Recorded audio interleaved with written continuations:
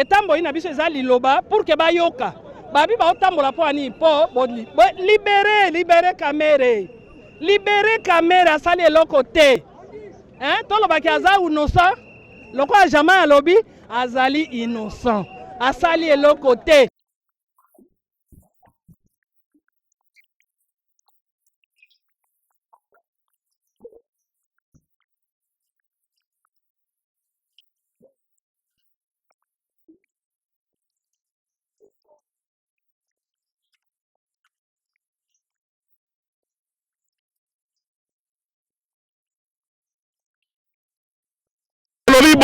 Biso toza ba légaliste tokotambola tant que président na biso akobima te tokobanda kokita na nzela oyo ezali droit na biso ya makasi yango wana eke tozosenga na ba juge tozosenga surtout na mokonzi ya mboka ayeba kotala mpe makambo ba juge atali makambo ya seni amoni ke seni etamboli bien te akendaki kotala makambo ya kamere pourquoi bazotala te.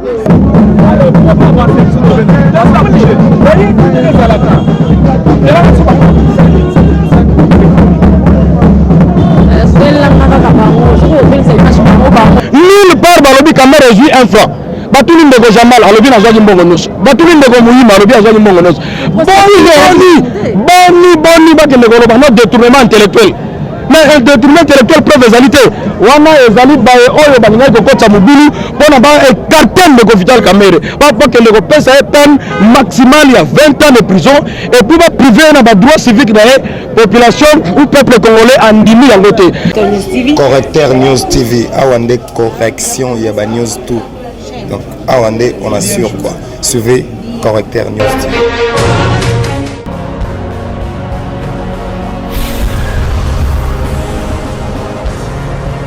S'abonner massivement sur la Correcteur News avec Yemoko Krachou.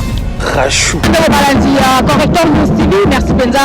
Nous avons posé la confiance de tout à Mokolo.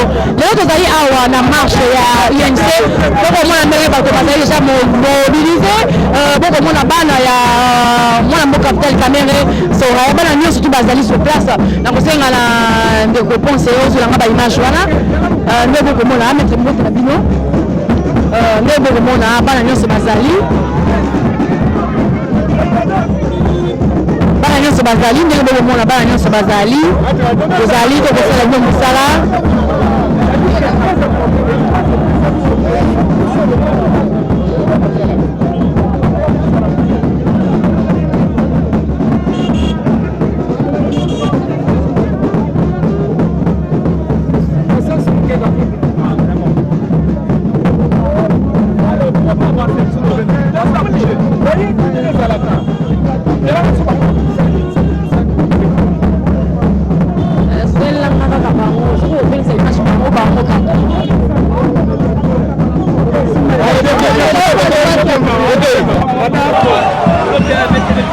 Yaya, malembe atangula malembe.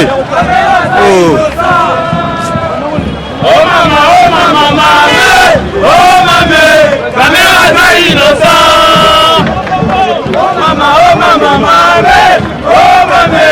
caméra za innocent. Yes. Malembe dotangana bango malembe.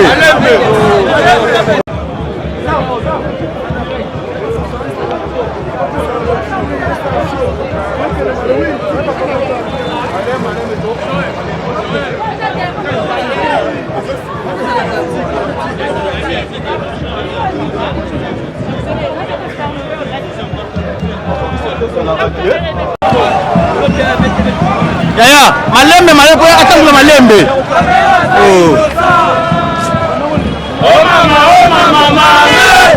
mama, caméra za innocent.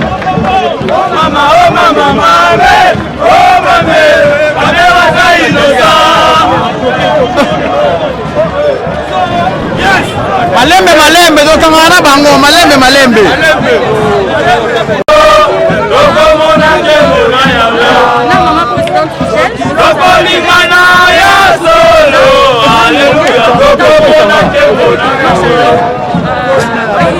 Alléluia.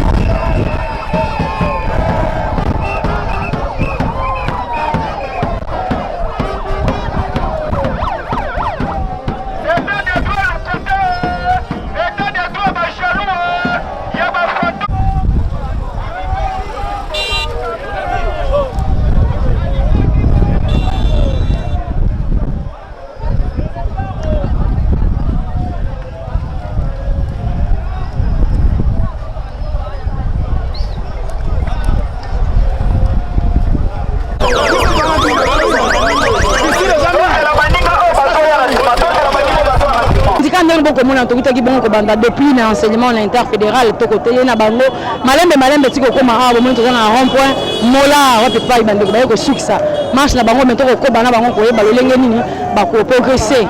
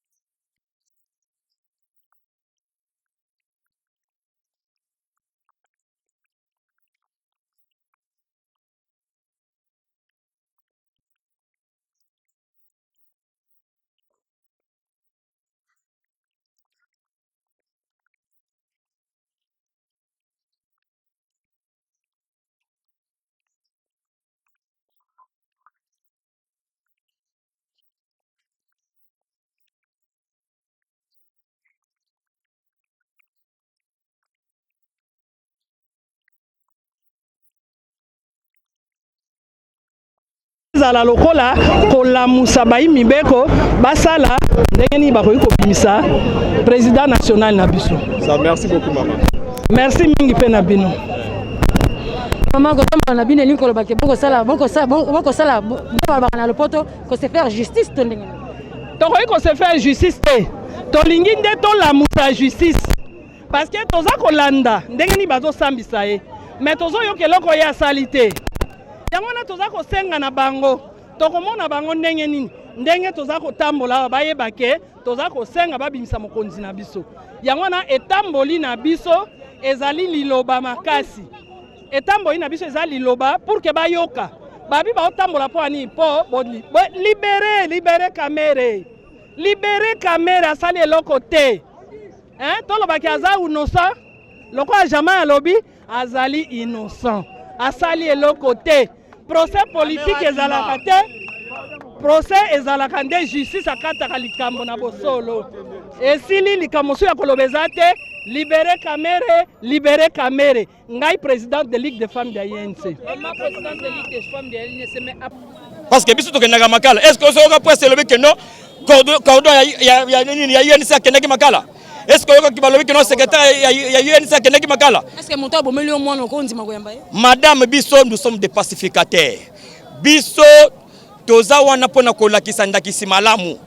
C'est-à-dire Bisso to koyamba oh nyonso ayakota la Bisso. Loko la Biblia ezali koloba. Moninga malamu za oyo okoyeba na tango apasi. Ata enemi na yo mona tango apasi ayakota la yo. Okobenga na ye? Okobenga na ye te. Yango wana madame. Bana mboka basimba nini dossier Vital Kamere bolo ba neme noir et qui ndea basenga ba liberté provisoire plusieurs fois ba ko boya kaka. Madame dans tolo ba keme noir bino moko presse boyebi makambo zo le kana mboka na biso. Parce que affaire pénale il faut bala kisa ba preuve tangible ou ezalo kisa que no président na biso aza mouillé. Mais na kata affaire pénale yo so mona wapi balobi auteur intellectuel. Au mona wapi madame il faut des preuves parce que Jamal andimike azwaki mbongo. Ozoka Muhima andimaki ke asimbaki mbongo ya l'État. Mais Vital Kamere à ta place mon côté il a dit que asimbaki mbongo madame. La marche oh besoin d'espoir que moi mboka Vital Kamere. Nous avons l'espoir à 100% et que notre président Vital Kamere sera libre parce que mbele na biso eza lelote tokotambola pour exiger libération à Vital Kamere. Merci madame. Penza mwana mboka Vital Kamere président national na bino aka se présenter na 4e rue oh na suka lango komanga ke yaki mpenda boloko ya solo kasi leo to komona boko ba main noir to komona lelo botamboli pona ko senga liberté bolingo sala leto baka ko se faire justice to ndenge nini. INC ezali parti moko très discipliné. Biso bana ya Vital Kamere tozalaka na babengaka norme to tambolaka na bosembo. Leur invitation comme le président national en tant que moi Namboka nyonso ya tosaka mibeku akende ko répondre na limité esika akendaki. Mais tomonaki na déroulement ya jugement to constater que ezaki malamu penza te ndenge oyo basengela ko sala mosala.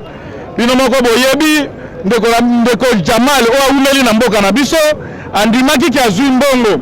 Soki Jamal azwaki 47 et que président national veka azupe 47 et que zale sous montant ya 47 000 te.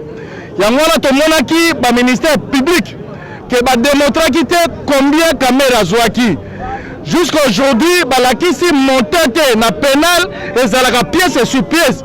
Il faut pas prouver à suffisance que mutu wana azui mbongo. Et boye ba montant ya mbongo mutu azui. Ti lelo to moni ministère public azobundana la kobundana pona ko inculper Kamere. Biso totali déroulement ya procès o esalemaki to moni que mo maboko ya molili ezaki na kati.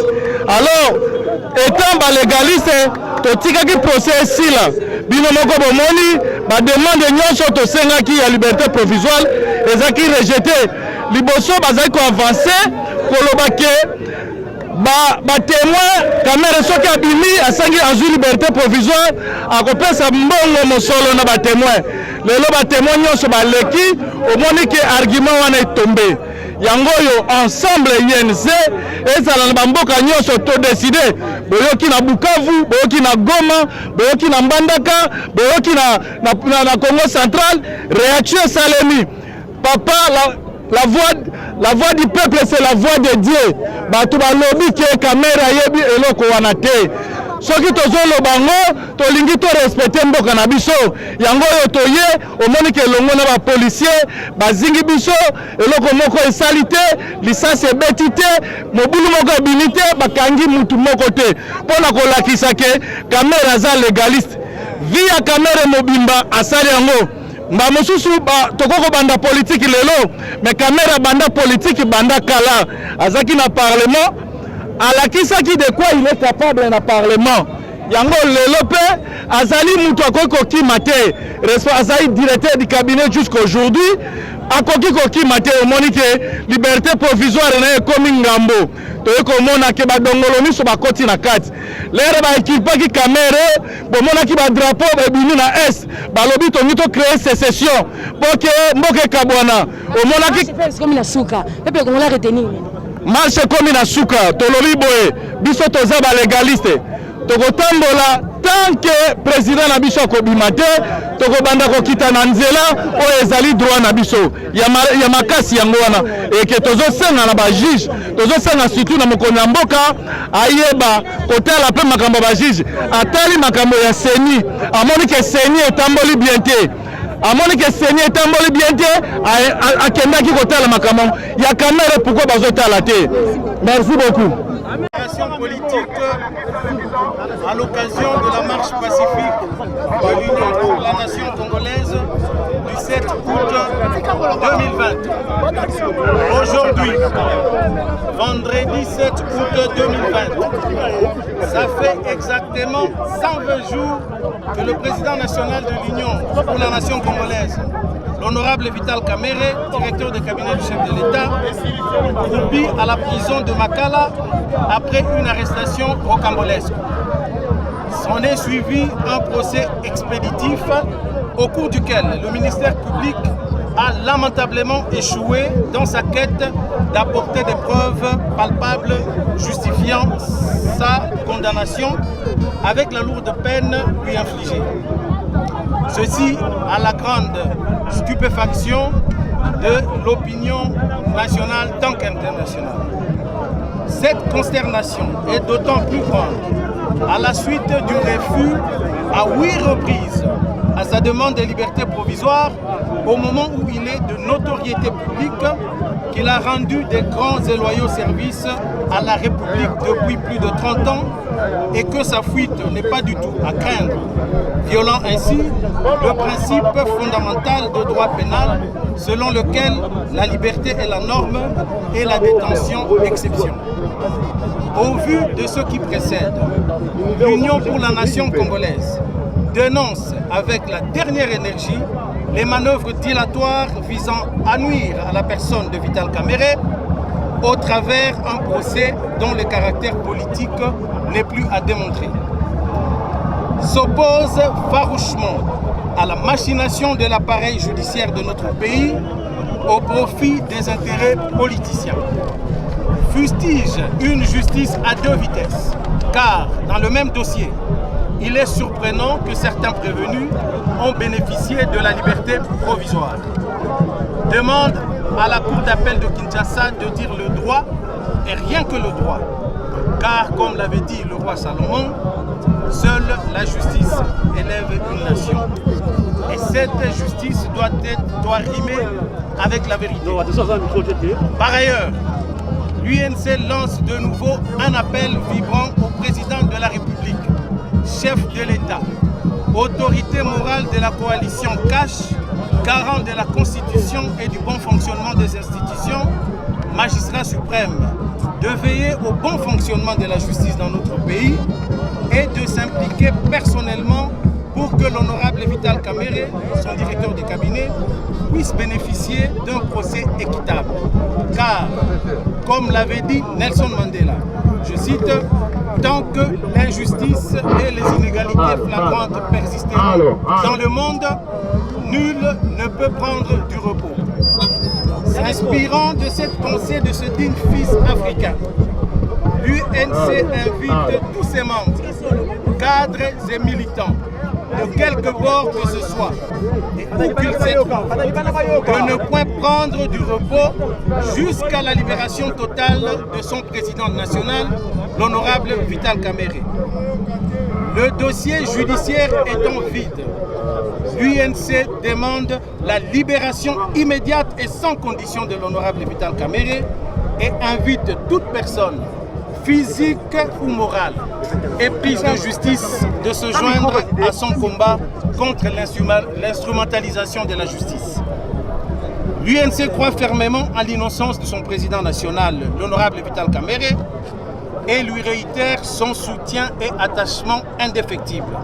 Enfin, l'UNC demande aux uns et aux autres de continuer à prier pour son président national qui croit en la justice divine. Fait à Kinshasa, le 7 août 2020, honorable Aimé Boji Sangara, secrétaire général AI de l'UNC. Je vous remercie.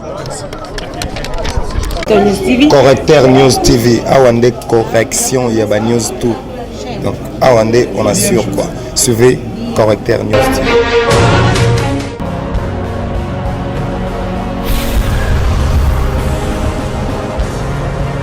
S'abonner massivement.